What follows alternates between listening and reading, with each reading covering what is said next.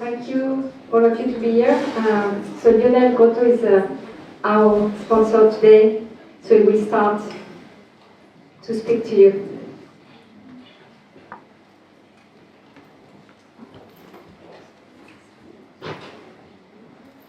Well, thank you very much, Armelle. Thank you for organizing this, and welcome to everyone.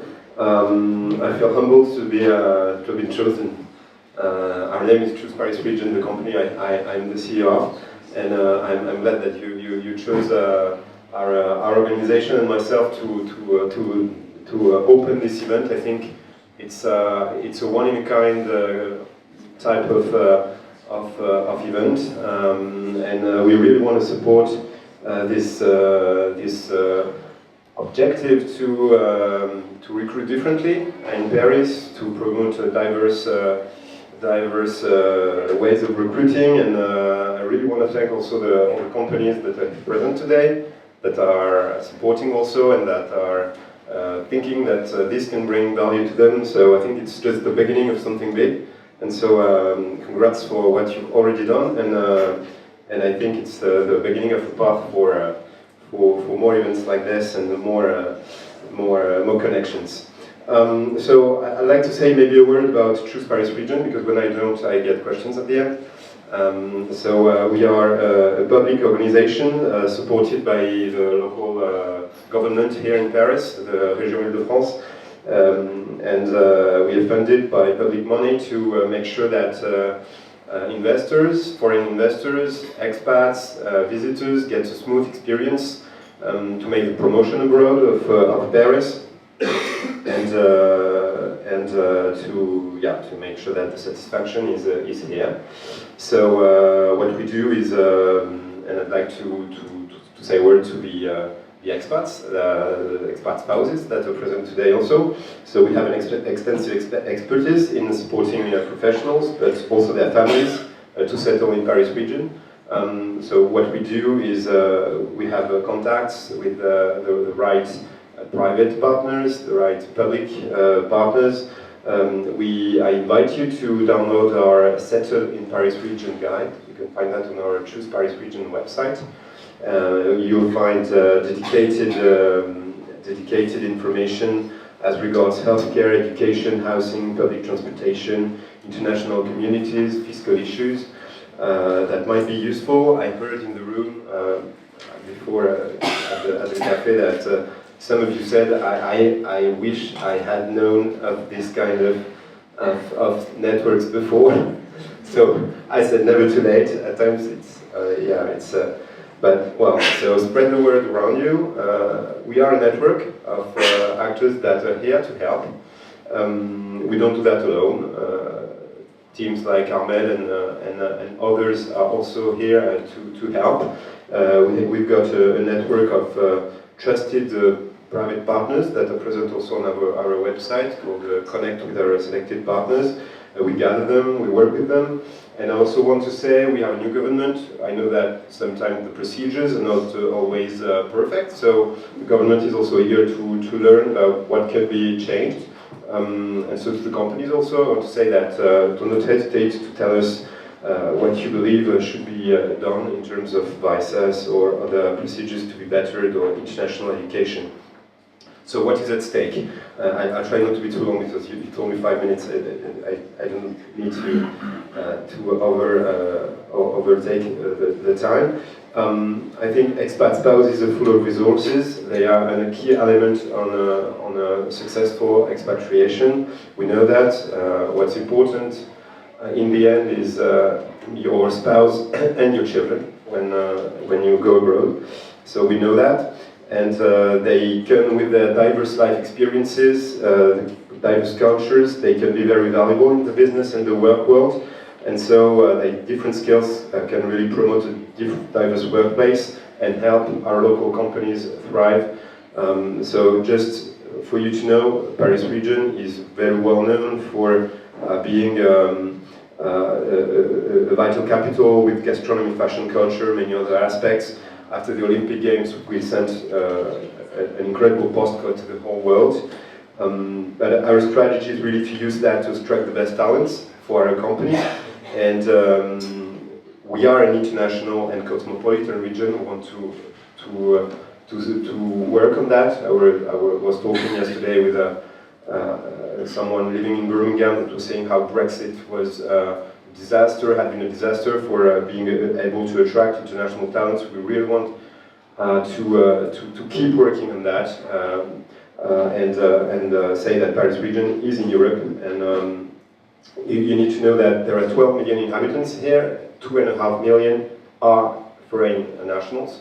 So that's really a big deal. A lot of non-French speakers. And in terms of like 800,000 students, 135,000 of them are international. There are 15,000 foreign companies. They create 1 in 6 jobs here in Paris and the larger region. 16,000 sites are linked to foreign companies, and the attractiveness of Paris remains very high. We had a record high last year in number of foreign direct investments. So a number of foreign companies keep coming, and what we see is the diversification also of the countries from which we see visitors, investments. So I'm talking about Australia, New Zealand, India, countries in Africa, and not only Francophone Africa.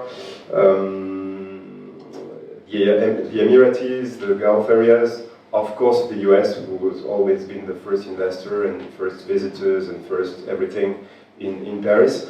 But this diversification is also very important for us. We really think we have we need to build a diverse Europe, and we have a responsibility to do that. So once again, thanks for choose Paris region. Thanks to you all to be here, and really, I think what you're doing is exceptional, and we will keep pushing for more companies, more French companies, international, to be here to understand what the value, and also thanks for all the expats and all the network you're building. It's quite incredible. Thank you.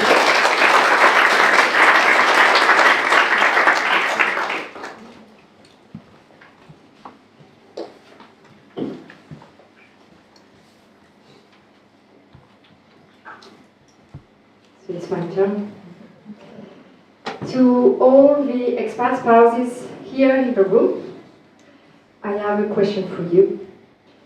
How many of you have openly told the recruiter that you are an expat spouse?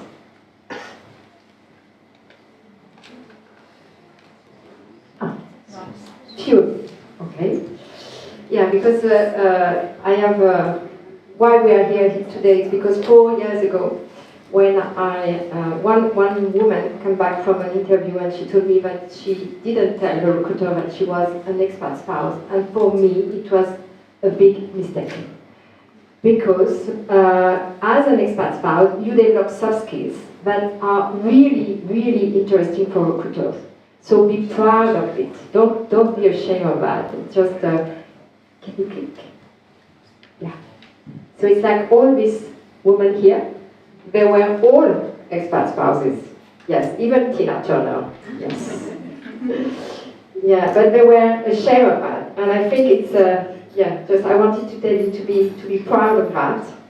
So it's the first point. And being an expat spouse is something that should shine on your resume. So I already asked LinkedIn to add this option on the LinkedIn profile, because I think it's good. And why we are here today, it's also because I wanted to have a place to be together and show to recruiters who you are. So it's not only, I think you understand that you are talented, but it's also show it to everybody. And there is something I wanted to tell us also, is that you are an expat spouse, so you think everybody is like you, but no, not. No, nobody is ready to leave their family, their friends, their job, and just by love, you know. So your first soft skill is you are brave, really. So it's also important to say that, and you create value. So I will just introduce myself quickly. So I'm Armelle Perben, I'm the founder of Absolutely French, and I lived in 7 countries, with kids, without kids, and the most difficult for me, the most challenging really, it was without cheese. Because you know I'm French, so. And it's just to show you that when you leave also everything. So, and I know Mauro has got pasta in his suitcase when he's coming to France, so it's just not only me, I think all of you have something in their suitcase. And the other point that, yeah, I think you need to change, no? Yeah. So, and it's just that expatriation, yeah, it's also the other point that I was really, really bad in English when I was small, and the teacher were really just, okay, what could we do with her? But now I'm speaking to you in English, and it's what expatriation brings to you. It opens doors, and it and doors that because you can be somebody else here, you can do something else. So take this opportunity to do it. It's a big change. So just create your own luck and go do it.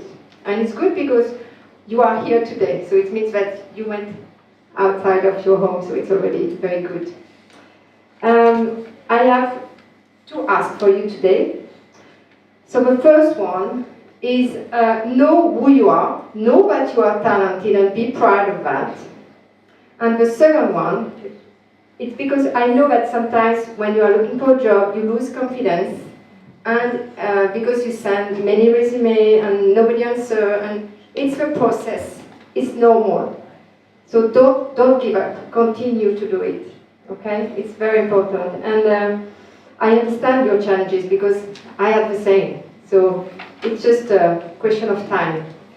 And so it's the first point. And the second one is develop your network. You need the network to find a job. It's not only at school so it's good you are here. So use today to develop your network.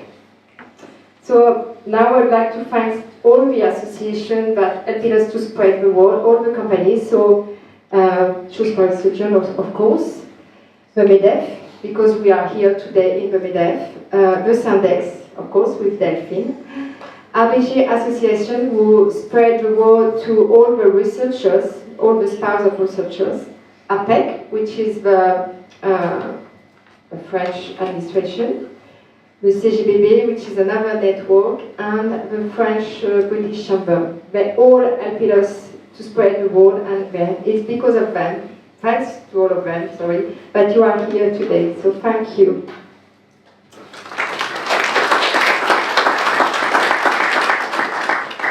And I would like to thank my team. So please, all my team, could you come here? So I would like to have Mauro, Claire. Where is my team? Mauro, Claire. Yes, Johnny. Johnny was the zebra this morning. Is he still a zebra? Or and yes, and Vania. Alessandro, Florence, who were also part of volunteers, and Stefan, because you were a very beautiful zebra. So please, yes, you. And Tom, of course. Yes. So I would like a huge ovation for them.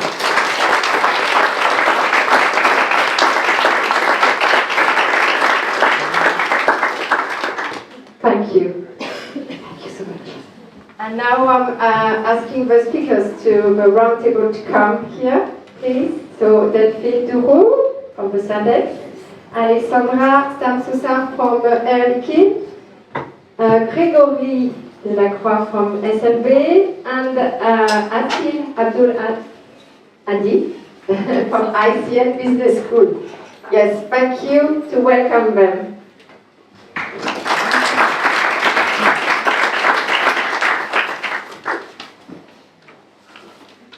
So just so the question of the roundtable is, is why expat spouses should be are interesting for recruiters. Yes? Correct? Yes, sorry, it's not writing, so I'm a bit lost. So can we start just to present yourself first? So Alexandra, can you start, please? Good morning, everyone. My name is Alexandra. I'm the Group International Mobility Manager at Air Liquide, so chemical industry, French one. And I've been within the team for almost 4 years and at that position for 1 year. So I'm very glad to be here with you and to talk about your career. Hello everyone, I'm Greg Delacroix. I'm the HR manager at SLB. Myself an expatriate here, so my last name is very misleading, but I come from Belgium. Had the chance to live in 6 countries, so and I have been now in France for 1 year. And some of you may know SLB, so we are quite a large expatriate employer in the world.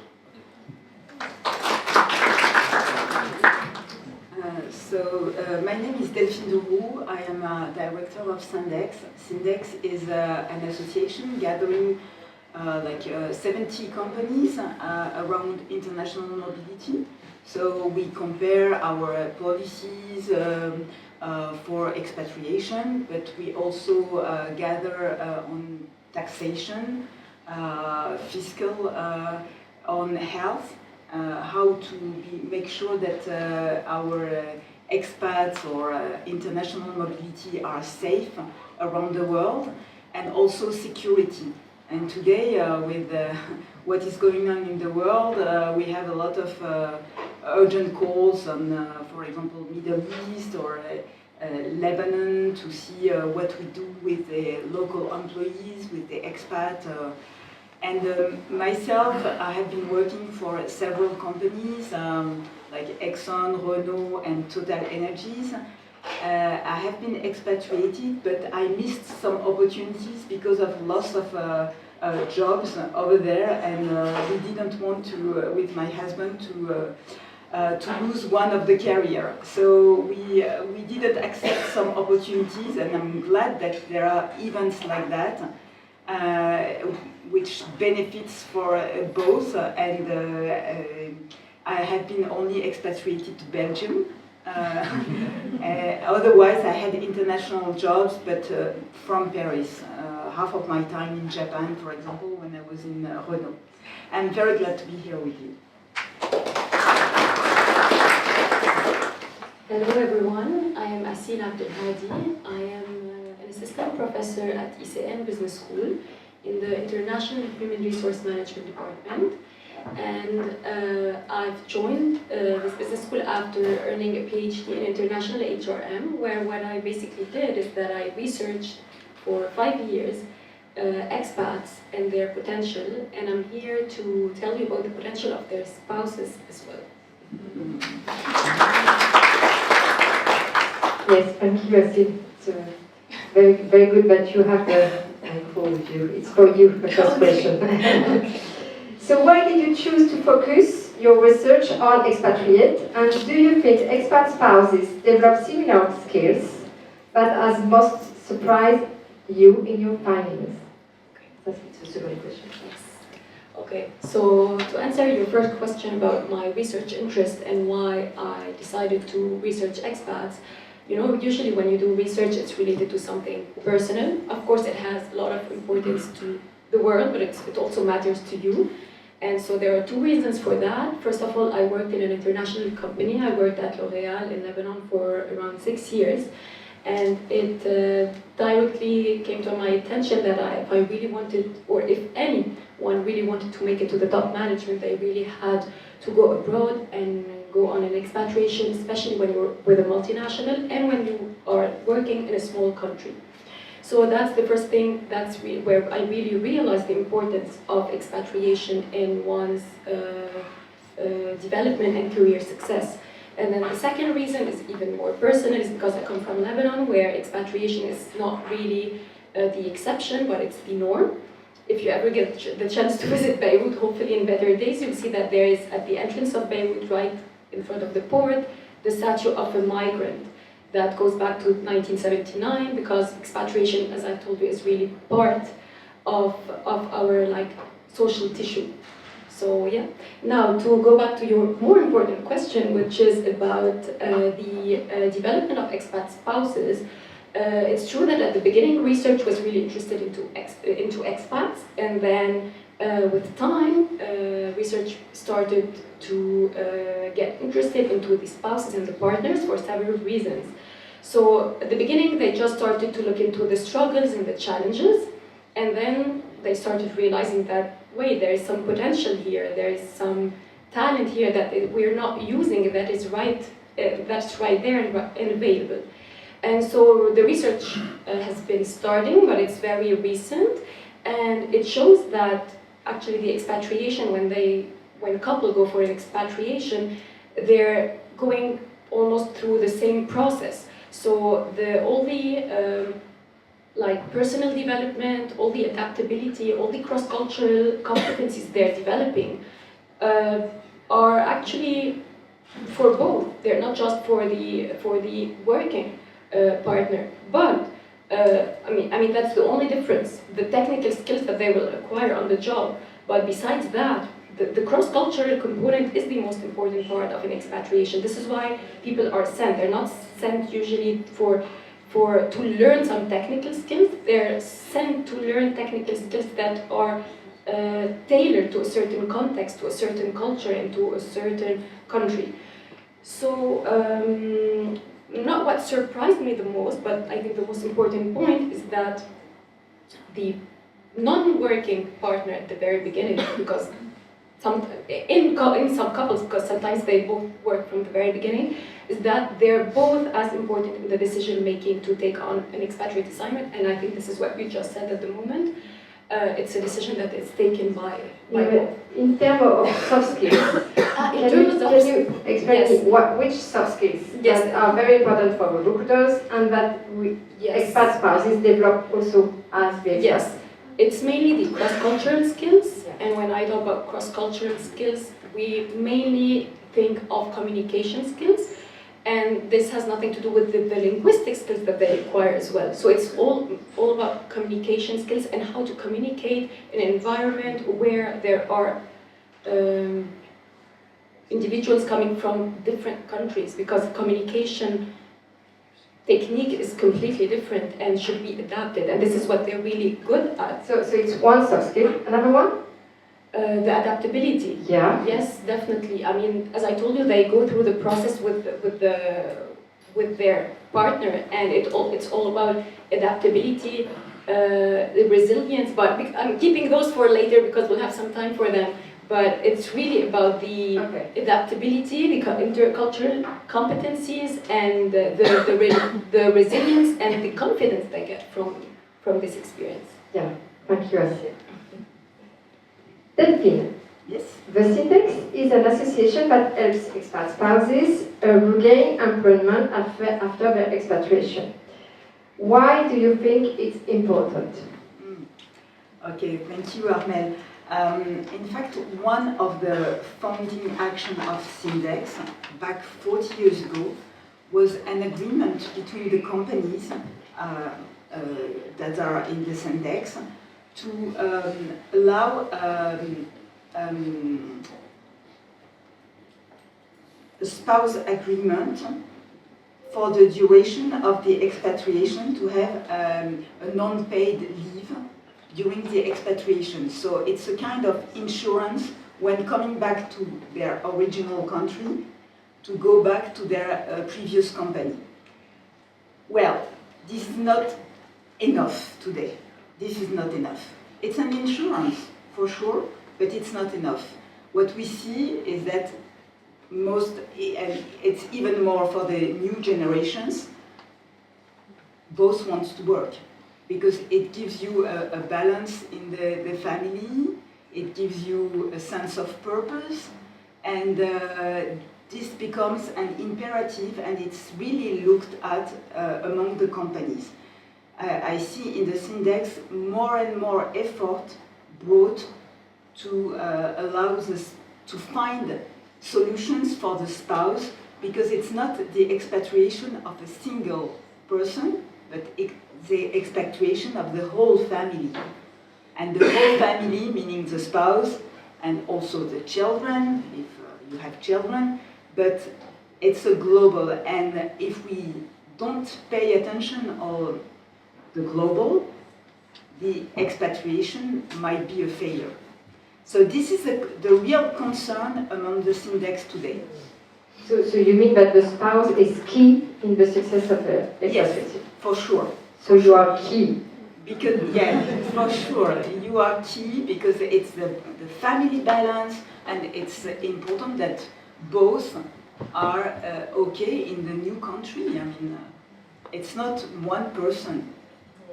Yeah, it's good to put the point on this. Thank you. You're welcome. Alexandra, as an international mobility manager, how do you perceive expat partners? Do you agree with the skills they develop? And of course, I do agree with the skills that the 5 top skills that you develop following your spouse on an expat. And as mentioned by Armelle and by Delphine, you are key to the expatriation because this is a family decision. And if this is not a family decision, we know that your morale, the way that your family functions will be impacted, maybe negatively. So it's important that you are comfortable and that you find a balance on a personal level as well as a professional level. Because whether you want to work or not, and I guess that you want to work being there, but at least you need to have satisfaction in what you're doing in the host country, in the country you're following your spouse to. For your own balance, of course, and for the one of your family. So expats and their spouses are important for the companies, and this is important for us that they find a balance and that they are able to find network, support network, routes, and that they can find, as I mentioned, yes, a network in the host country. So the goal for us is to, as much as possible, help the spouse in their decision whether they want to have a professional or a voluntary activity, because there are many studies, and one of them being Net Expat, shows that the morale of a spouse is at the lowest when they want to have an activity and that they cannot. For many reasons, of course, but when they are prevented from doing so, this is very impacted their balance and their morale. Thank you, Alexandra. Gregory, you have recruited expatriates before. What is the role of the expat spouse in the expatriation? Thanks for asking, Armelle. No, I think I will repeat some parts, but then maybe I will take another angle. Whenever I transfer an employee in another country, the first concern is what about my family? It's not really about their job. It's not really about the money. It's the first concern is the family. That's the importance for us as employer to ensure that the family gets the surrounding to succeed, both professionally, socially, and through various networks. So, yes, when you hear that from the employee side, the spouse is the first important, then the answer to your question, yes, the spouse of the employee is probably the main concern us as employers should have.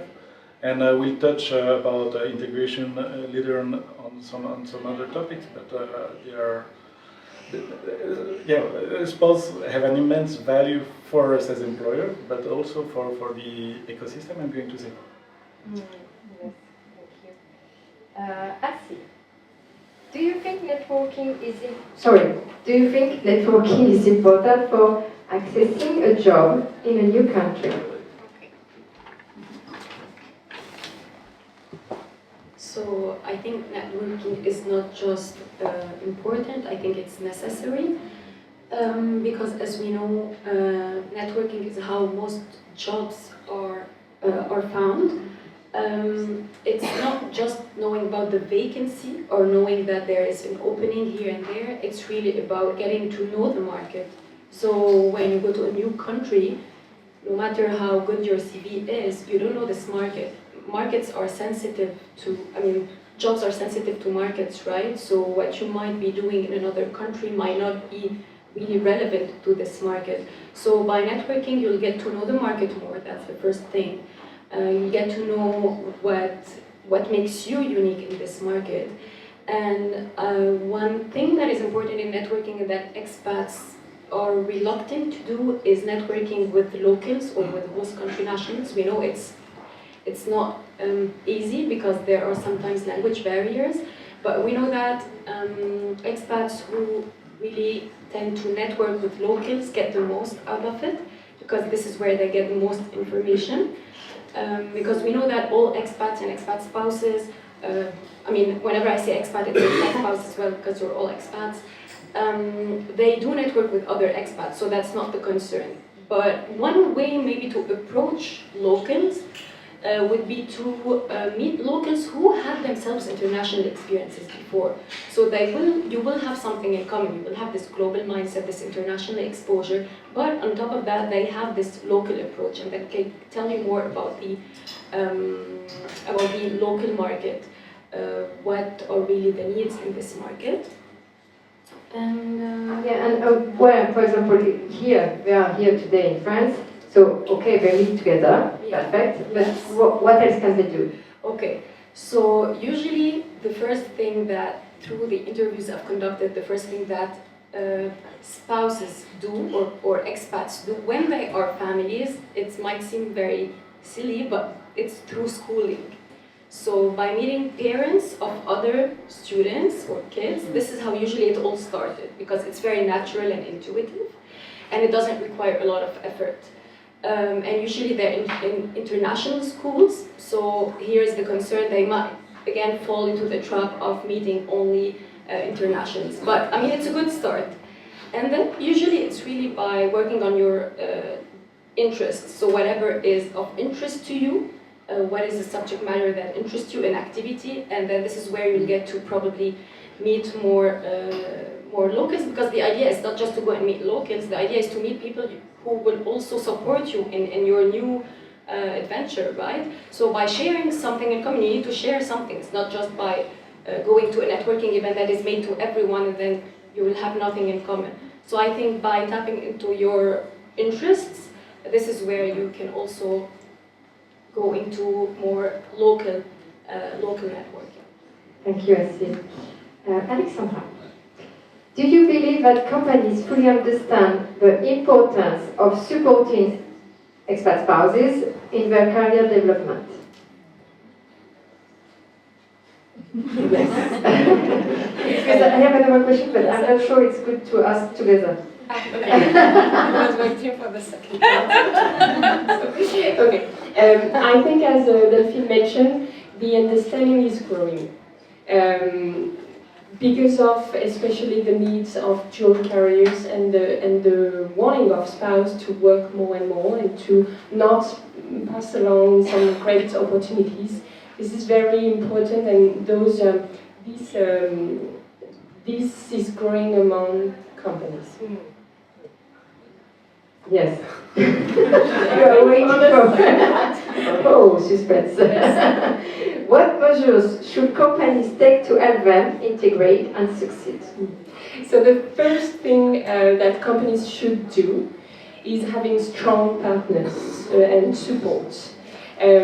Meaning that we rely on providers in order to ease the transition. So for example, Absolutely French is a great one for spouse to integrate and to learn French for our impact. So this is our first objective, is for you to have a smooth transition in your host country. The second one is a care one. Of course, mental health is growing as well as a benefit, and this is important that our health medical insurance is able to help you whenever you need it. And this is where we need to improve as well on the mental health side. And finally, we can also support either by giving cash allowance in order for you to dedicate that cash in the way you need. So either it's headhunters or childcare because you already have a job, or because you need to go to interviews, so you need to have someone that can keep your children, sorry. And we will be partnering with a talent partner, a new network, in order to push the CVs of our expat spouse to other companies abroad, in order to have a broader network and to help them introducing the market, as Acil mentioned. So this will be launching soon, and hopefully this will improve the transition and the integration as well. Yeah, it's a good news to have this tool, I think. And you also help them for training, no? If they want to have a training or something. Yeah. Of course, intercultural training is, once again, is a key part. So understanding the culture, the way the host countries and works, this is very important. Thank you, Alexandra. Gregory, do you believe expatriate partners are recognized as the talents of tomorrow, or do recruiters still hold back due to concerns about their mobility? Thank you. That's an insightful comment. I do absolutely think that the spouse are talents of tomorrow. Why? Most of you, so we live in a world which is more and more connected. We live in a world which is evolving. So we were doing a survey last week, knowing how many people were using artificial intelligence in the company. Most of them don't. We know that things are evolving. So when I speak about multiculturality, when I speak about evolving, I speak about adaptability, I speak about you, essentially. So yes, I think that spouse or that expatriates, and I'm going to add it to the context speaking about France, where we struggle also identifying people for positions. We are reaching a near full employment capacity, so we need to go into different pockets of employment. So now to your question, do recruiters hold back? I don't know, but they shouldn't. That's Yeah. Thank you. Delphine, how do you see the evolution of a spouse career in the Cindex? Okay, so let me give you a few figures. We have an annual survey in the Cindex where we ask the company members how many expats do they have, in which country, female, male, and age, and so on. So today we have like 40,000 expats among the 70 companies. It has been rebounding after the COVID period, where there was a strong decrease. For this figure, let's say we have like 63%, it was shown on the slide before, who are going to expatriation as a family. And it is increasing. So after, there was this COVID period where companies would send only one person, not the family, because of the COVID. But now it is rebounding and it is increasing. So therefore, the work of the spouse is becoming more and more important. So increasing. If we look also at the figures of female gender, female male, we have like 20% of female expats. So I'm glad to see male in this room. Yes. It means that there are more and more male spouses. Very good. Congratulations. And yes, so 20% of female expats, and let's say we have seen that the female expats are more concerned about the job of their spouse. Really more concerned, because they want this balance at home. I mean, so it's becoming even more crucial for companies to take care of the spouse job. And if we look at the age, in this survey, global survey, the tendency is to have more expat over 50 years old. So we believe that it's because there is no more children at home and it's easier to move. And the number of expats between 30 and 40 is slightly decreasing.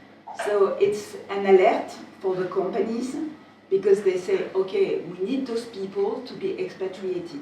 So what should we do for the family and for the spouse?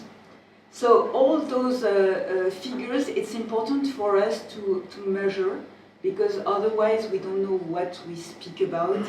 And those survey is making the mindset of the companies evolving. I have also what we do among the Cindex. We have an active working group on spouse job. So there are companies like Alstom, Michelin, Renault, SLB, Air Liquide, who are gathering and try to think, elaborate more and more tools for the spouse. So one of them mentioned by Alexandra is a platform that will allow the spouse to connect when an expat is sent abroad, to connect to the platform, download the CV and have an interview, and then the CV would be pushed at the local HR of the Cindex members, which is a huge progress. So it's still on a pilot phase, so we hope we are pushing very hard that more and more companies would sign. And the third observation, but maybe I will come back later, it's the talent of you guys. Okay. Thank you, Delphine. Acil, we used to say expat spouses are followers. What do you think? No. No, they're not followers, first of all, because as we all agree, they're key in the decision making to expatriate. I mean, if they are going together, it's not just because they're following, it's because they are actively accepting and wanting this experience because it will be a learning experience for them. So they're not followers, I would say they're learners because they are going to acquire all the different skills we talked about, ranging from cross-cultural competencies to foreign language skills to, most importantly, adaptability, autonomy. They're gonna be quick learners. So no, I don't think they're followers. And we're seeing more and more dual career couples going abroad. So I think that's kind of a term that used to be used before, or trailing spouses or followers. But maybe at the very beginning, they're not working, but that doesn't mean that they're not learning almost as much as their partners. So yeah.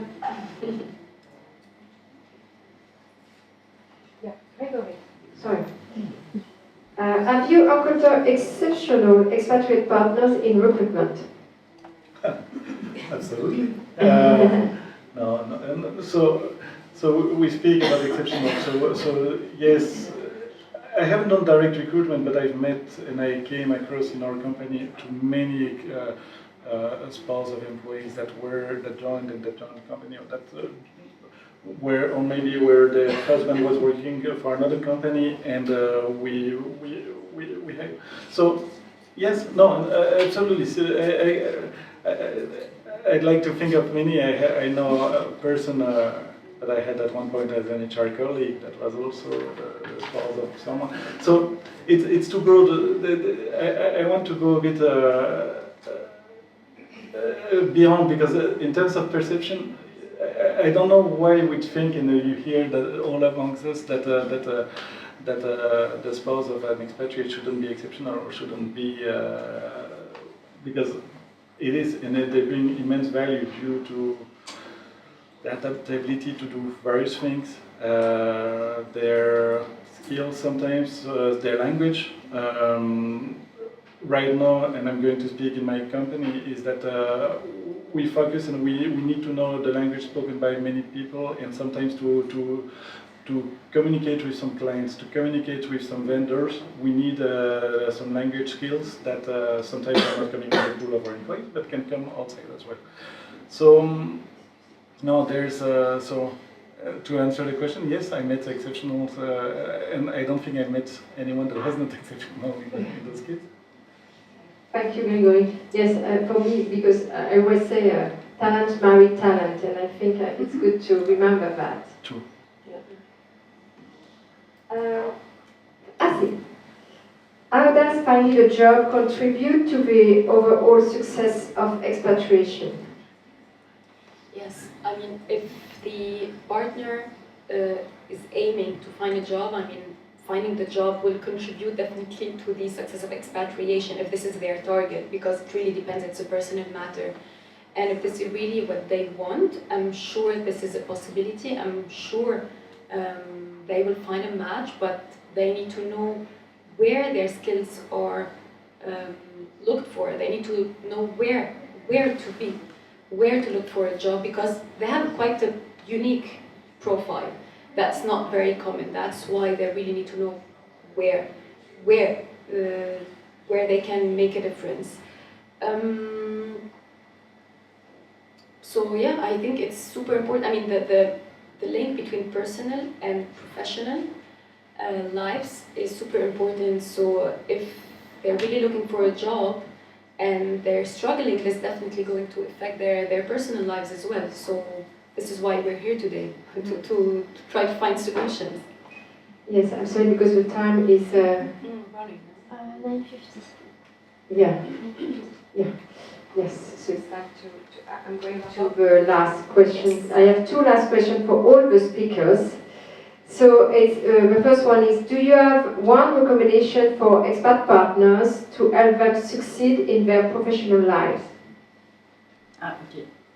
So, For expat partners first. do I take it? Yeah, it's for everybody. Okay, I have an example in mind. When I was talent developer at Total Energies, I had a young Qatari woman who came to Paris with her husband, who was half Lebanese, half Tunisian. They met in Dubai, then they moved to Scotland, and then to Paris. And each time he was following, you know, we were like in Total Energies, my colleagues, her husband is following, she's Qatari, wow, but it exists. Yes, and what the husband learned during his experience is he was computer science. He could find a job because his talent was crucial in Scotland, in Paris, and back to Qatar. Now they are in Qatar.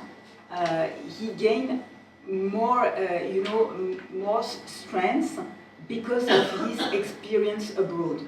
So this is something you have to get in mind, even if you follow your husband or your wife or your spouse. You get an experience which will be super valuable. And if someone tells you, oh, but you follow for only 3 years, whatever, 3 years is the time of a job. So it's not a handicap, 3 years. And there are many projects which don't last 3 years today. But 3 years is enough. It's the time, the duration, the normal duration of a job. And most of the time, you are expatriated for 3 years, +1 or whatever. So you have a huge power in your hand. Okay, so I have, and I give that to all employees, but also it's so relevant for spouse of expatriates. The 3 advices I always give are give yourself a direction, not a goal. For example, last weekend I was working in Paris. I did a much longer walk by saying I'm going to work in Paris than saying I'm going to see the Louvre. And give yourself directions rather than goals. The second one, be bold. Try to go above and don't be afraid of failures. It's always, we say it's through failures that we get success, which is very true. And the last one we touched on it is build on your connections. I am strongly a believer that whatever you do it together. Build on your network, build on who you know, build on the surroundings, on your communities, or on anything to get to where you want. So these are the three advice I would give to anyone. Yes, I just wanted to say that being an expat spouse does not mean at all that your careers should be put on hold. I wanted to say that it's important to market yourselves, and I think that if you're here today, it means that you're already on the right track, because I think it's really about getting people to know that you're here and that you have something to offer. And I would say, take the time to get to know yourself, what feeds you deep inside, because maybe that's a great opportunity to try something new for the 3 years or more that you're in a different country, and to add it to your competencies, to your resume, by truly being aligned with what animates you. Yes, thank you, Alexandra. I have a last question. It's for all the recruiters in the other room.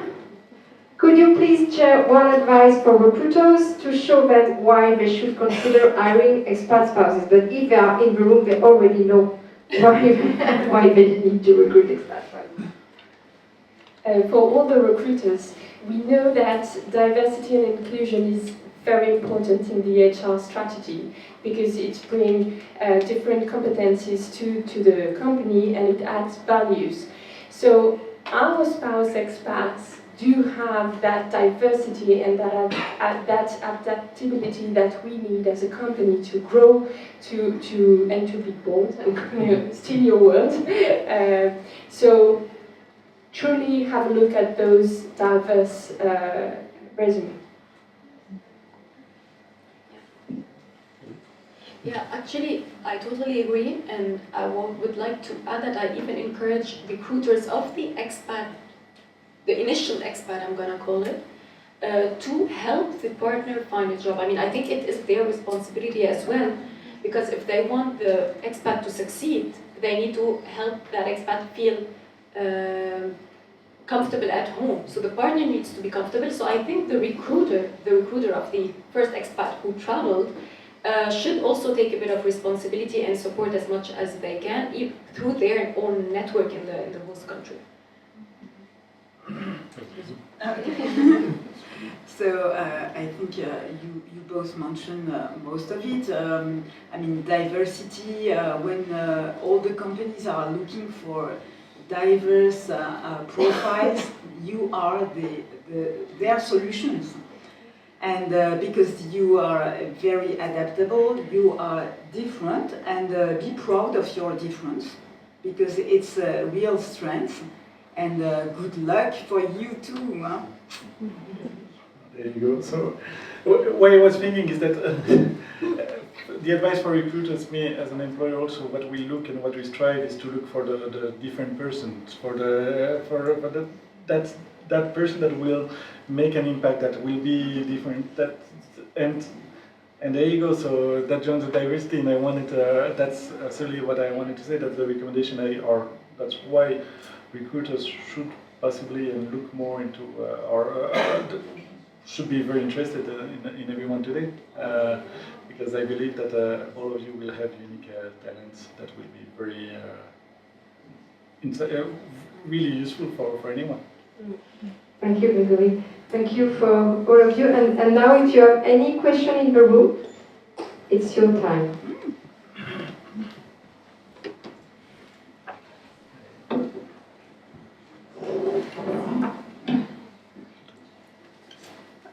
Hello, everyone.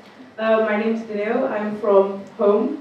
I am an expat partner. I'm an expat partner at Delphine. I think you were actually one of the people that brought us here a couple of years ago. Yes, my question is an interesting one. Probably shouldn't ask it out loud, but I'm going to do it. Eventually, after an expat partner has literally turned over every rock and applied at almost everywhere. You start eyeing the company that has brought you here, and you end up on the careers page. Do you find this strange? Do you think it would be a no-go zone to apply at the same company that your partner is working at?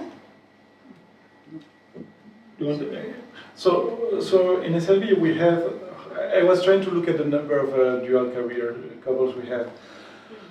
And dual career couples mean both spouse and husband or partners work together.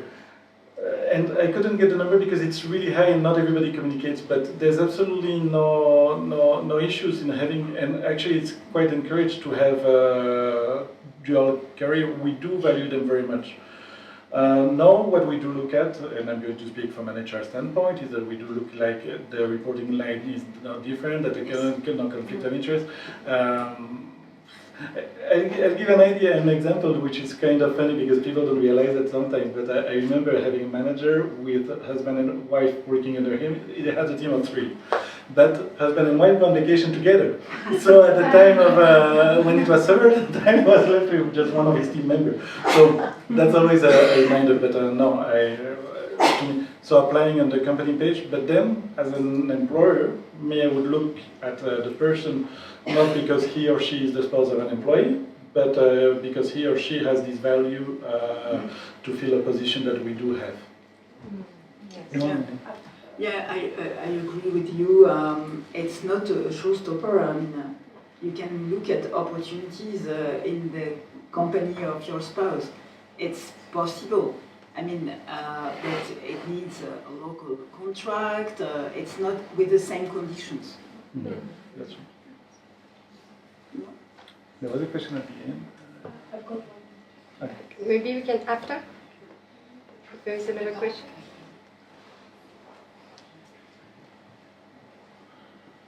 Hi, firstly, thank you so much for your presentation today. My name is Fatima, and I'm a student at the American University of Paris. So I have 2 questions. Firstly, I wanted to, so I'm not an expat spouse, but isn't identifying yourself as an expat spouse limiting one's own identity by attaching it to the spouse? Why isn't it enough to just identify yourself as an expat? Yeah, this is what I was actually saying. When I started, whenever I would say expat, I mean the expat spouse, because the reason why it's happening is because one is starting to work before the other. One is leading kind of the move, and I think that's why, but there is no reason for it, and you're right, I think we should really normalize the fact that they're all expats, so yeah. And I also wanted to know what are the industries that the companies here, what industries are there from? Armelle will explain. It's just after. We'll be explaining everything. Thank you. Here. Good morning, Lionel Perben. Thank you for today, very enlightening. Everything I'm thinking about the expat schools is right. The thing I want to point out is more for the company. As an expat, we are forward, I'm forward. And we have no protection. In every expat contract, the subject is the employee. But the expatriation is a family project. And we are mentioned like schools. There's nothing I have signed after 25 years of expatriation where my rights, even to a course of English, health insurance, retirement pension has been mentioned to me. And I'm one of the lucky because I'm still with my husband. Some of the partners divorce and they immediately lose the house, the health support, the schools and everything. So now that we are defined as a group, I very much like to push company to put like appendix to an expat contract with some rights of the schools or the expat. That gives us 2 advantages. First of all, increase our negotiations capacity when we look for a job. And secondly, we are protected for 1 or 2 years while we are looking for. Yes, thank you. I think it's good to leave the time for them to respond because we have just 3 minutes Thank you left. very much. Thank you. Maybe if I can. So we do name actually academic kids, so I don't know for the other companies of course, but we do name the spouse within the contract of the expat contract. They all do protected, they're all protected, sorry. And we want to go further in order to have a memo of everything that they can benefit from, so that the employee to whom we are talking to can transfer to the spouse in order for them to know what they can benefit to. And actually we are as well working with the Cindex in order to have a spouse charter care one in order to set on rocks and write those rights in order for them to be protected as well. Yes, this care charter is about the family and expatriation. What are the minimum guidelines we should have in all the companies? So this is ongoing, and it concerns the spouse, the children, the medical care, and so on. So I hope that. I am only representing 70 companies, sorry. I hope it becomes compulsory for all companies. Thank you. Thank you for your question. The last one? We have just 2 minutes left. Oh, 2 questions. 1 minute, 1 minute. Thank you. Firstly, very quickly, thank you so much for reaffirming our faith in ourselves. We're going to keep this recording and hear it every morning. It was a huge encouragement. Okay, very quick topical question. I think France presents a very unique opportunity, but also an issue, especially with the language. And I have been told that you go ahead and try to learn the language first and then apply. And that's going to easily take me 2 years, and that would mean sitting out of the employment Not market. with absolutely French. Okay, that's great Just to know. 6 months. So I want to know, are the recruiters in France even open to people who do not know French entirely? Because I've seen in multinational companies also, they need people who are speaking French fluently. So that's... What I see, I am now in Cindex, but I'm formerly from Total Energies. Yeah, we do recruit people who don't speak French. Exactly. And even I was in charge of a graduate program. I had an Indian guy who spent 2 years in France for his graduation, and he couldn't speak any French. But it was not a big deal. I mean, all the conversations are in English today, so it's okay. Well, that's true. You have to look at the type of companies that will not require it. I think because, for us, like yours, French is not a requirement, but it may indeed very much be a requirement for a lawyer thing, or I don't know. Yes. So. Yeah, and if you need absolutely French, we are here. Last question. Right. Thank you very much for your time and all of your input. My name is Debbie, and the question really is for Acil. It's just out of curiosity. I find your research quite fascinating, and I'm wondering, are you likely to take that to companies that will offer expatriation so that there is a better understanding of what it means to be an expat spouse, and that would probably facilitate better contracts and help and support for the spouses? I think what you're saying is very important. It's true that in academia we tend to do our research and present it to academics, but we are more and more, like we say in French, vulgarisé, we're like presenting it to companies, and I think you're totally right. I mean, this is something that has to be done. At least a quick report that is available to companies to really highlight the talent. You are welcome to the Cindex. You will reach 70 companies.